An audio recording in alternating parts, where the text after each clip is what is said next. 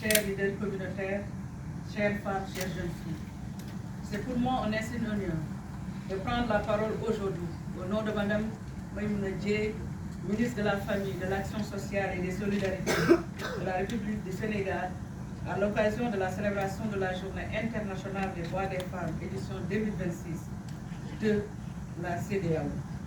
Permettez-moi tout d'abord de transmettre ces chaleureuses salutations, je l'ai dit, à sa sœur, le professeur Fatou Sosa, et l'expression de son engagement renouvelé à œuvrer avec vous en faveur de l'égalité de genre et la promotion des droits des femmes dans l'espace CEDEAO. Mesdames, Messieurs, en anticipant la célébration de la Journée internationale des droits des femmes, le Centre de la CEDEAO pour le développement du genre montre une fois de plus l'attention soutenue qu'il accorde à l'agenda de l'équité et de l'égalité et la lutte contre les discriminations à l'égard des femmes et des filles dans notre région. Le Sénégal, qui a le privilège d'habiter traditionnellement ce rendez-vous, ne peut que s'en féliciter, car cette initiative vient renforcer la réalisation optimale des objectifs que nous avons en partage avec la CEDEAO en la matière. Le thème international de cette édition, droit, justice, action pour toutes les femmes et les filles, je parle du thème international, nous rappelle instamment la nécessité d'amplifier et d'intensifier nos efforts pour un respect accru des droits des femmes en vue de leur garantir la justice et la dignité qu'elles méritent. Aujourd'hui, le niveau de respect des droits des femmes est estimé à 64% au niveau mondial, les droits juridiques bien entendu. Mais à l'analyse de la situation individuelle des États, il est possible d'affirmer sans risque de se tromper qu'aucun pays au monde n'a assuré le respect effectif de leurs droits au regard des multiples violations quotidiennes constatées de part et d'autre. Cet état de fait nous alerte sur l'urgence d'agir pour optimiser les chances d'atteindre des objectifs du développement durable, dont l'ODD 5, plus particulièrement les cibles 5.1 visant à mettre fin à toutes les formes de discrimination, la cible 5.A relative aux réformes à entreprendre pour donner aux femmes et aux filles les mêmes droits, et celle 5.C pour l'adoption de politiques législatives en faveur de l'égalité des sexes. Le Centre de la CEDEAO pour le développement du genre a certainement mesuré les discriminations croisées qui pèsent sur les femmes en choisissant de nous entretenir sur le thème « Faire progresser les droits, la justice et l'action pour toutes les femmes et les filles dans un contexte de changement climatique et de transition écologique en Afrique de l'Ouest ». Les graves violations des droits fondamentaux de la composante féminine de notre région CEDEAO, couplées aux effets néfastes et différenciés des changements climatiques,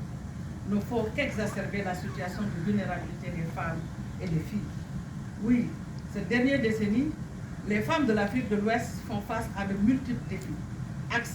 accentués par les crises politiques, sanitaires, climatiques, économiques et sociales, sans précédent qui minent leur potentiel de développement et par ricochet la jouissance de nos droits. Ces mutations affectent de manière disproportionnée les femmes et les filles, en particulier celles vivant en milieu rural, assurant la majorité des responsabilités liées à la production vivrière, à la gestion de l'eau, à la sécurité alimentaire des ménages, mais également aux travaux de soins non rémunérés. Vous me permettrez ainsi de relever avec force que les femmes ne sont pas seulement des victimes du changement climatique, mais des actrices centrales capables de porter des solutions novatrices et durables en leur qualité de gardiennes des savoir-faire endogènes. Mesdames, Messieurs, conscient de cette situation, le Sénégal a fait de la promotion des droits des femmes une priorité transversale dans l'agenda national de transformation de la vision 2050, cadre de référence des politiques de développement économique et social, notamment dans ses axes 2 et 4, portant respectivement sur le capital humain de qualité et d'équité sociale, ainsi que la bonne gouvernance et l'engagement africain. Cette vision politique a été traduite en réponse programmatique à travers la stratégie nationale pour l'équité et l'égalité de genre qui vise à bâtir une société solidaire, sans discrimination, où les hommes et les femmes auront les mêmes chances de participer à son développement et de jouir des bénéfices de sa croissance. Restant dans cette dynamique, le Sénégal a adopté d'autres politiques spécifiques comme la stratégie genre et climat, le plan national d'adaptation, la stratégie nationale de gestion des risques et catastrophes sensibles au genre, le plan d'action genre et énergie pour garantir aux femmes et aux populations vulnérables une transition écologique et énergétique juste et durable. Madame la commissaire, c'est dans ce sillage que nous sommes convaincus que le plan d'action régional pour l'autonomisation et le leadership des femmes dans l'économie verte et l'action climatique de la CEDEAO traduit une volonté claire faisant de la transition écologique un levier de justice sociale et d'équité et d'égalité de genre. À cet effet, il contribuera certainement au renforcement de la participation des femmes au processus décisionnel, à la levée des barrières structurelles et enfin au développement des compétences dans les secteurs émergents.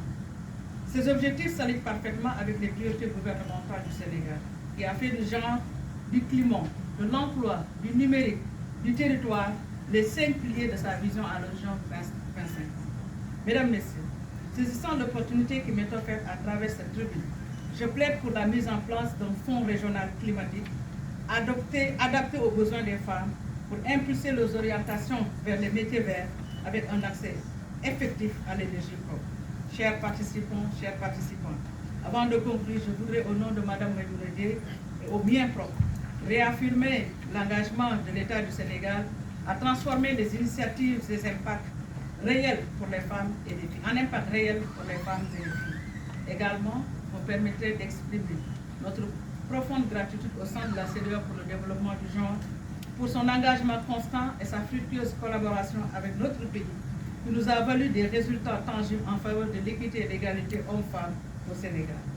À la faveur de notre partenariat, le Sénégal a bénéficié des programmes et projets innovants, catalyseurs de changements positifs dans les domaines de l'éducation des filles, dans les filières scientifiques et techniques, de la santé, dont le soutien médical et financier aux femmes affectées par la fistule, et récemment les chantiers d'unité de fabrication de services hygiéniques pour les jeunes filles, les femmes affectées par la fistule et des couches culottes pour adultes qui ont des problèmes de rétention urinaire. Sans oublier bien entendu l'entrepreneuriat féminin. Il me plaît aussi de citer le projet il me plaît également de citer la plateforme 50 millions de femmes ont la parole, qui met en interaction les femmes du milieu rural, des milieux urbains et périurbains, dont le Sénégal est également bénéficiaire. Madame la directrice, tout en espérant que notre pays continuera à bénéficier d'autres actions du CCDG,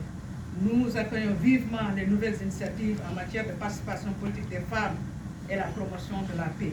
C'est sur ce que nous souhaitons plein succès à notre célébration régionale de la Journée internationale des droits des femmes 2026.